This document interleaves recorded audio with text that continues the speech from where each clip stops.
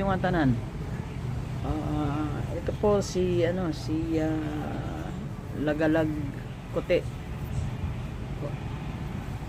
Mayroon lang akong gustong iparating sa isang vlogger na si Janjan Sangkay Janjan. Kasi malimit niyang dinidikit ang mga dilawan sa DDS. Bakit kaya? Bakit laging naka sa inyo ang dilawan? Ba't ba ginawa sa iyo ng mga dilawan?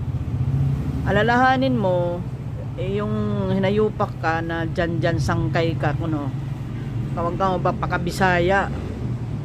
Animal ka. Lagi mong inaano yung mga dilawan. Di ba kayo ang Di ba kayo ang mag-team ng DDS at saka BBM? Bakit ang dilawan ang pinagdidiskitahan mo? Laging dilawan. Anong kasalanan sa iyo? Ito nga yung mga matitino. Ikaw, dati mong amo yung DDS, di ba? Iniidolo mo nung araw. Tapos ngayon, ang DDS ang babanatan mo. Kapal na mukha mo.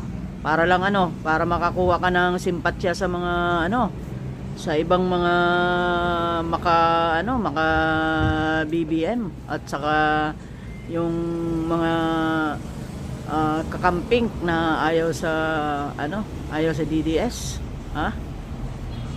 Maghunos dili ka, boy, kasi puro ka dilawan, puro paninira ang ginagawa mo. Bakit ikaw? Ano ba nagagawa mo sa bayan? Yung mag-vlog na yan, di ba kumikita ka naman? Kumikita ka sa mga nagbe-view ako sa iyo. Pero pag binabanatan mo na yung dilawan, hayop ka. Wala kang silbi. Ito nga yung mga matitino, ito yung gumagawa ng tapos yung ng EDSA, binanatan mo na naman. Kesyo ganito, ganyan, nagsanib ang DDS at saka dilawan. Puro ka dilawan. Ikaw napulahan ka. Hindi ka bagay dyan sa ni BBM. Kasi ungas ka, bugok ka. Yan lang masasabi ko sa'yo.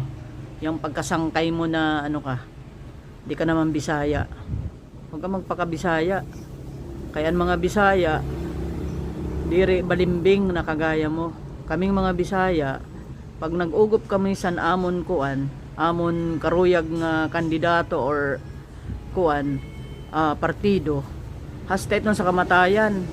Kung ikaw nagpupula-pulahan ka lang, wag mong damay yung mga totoong nagmamahal sa nila, sa partido nila. Kungas ka.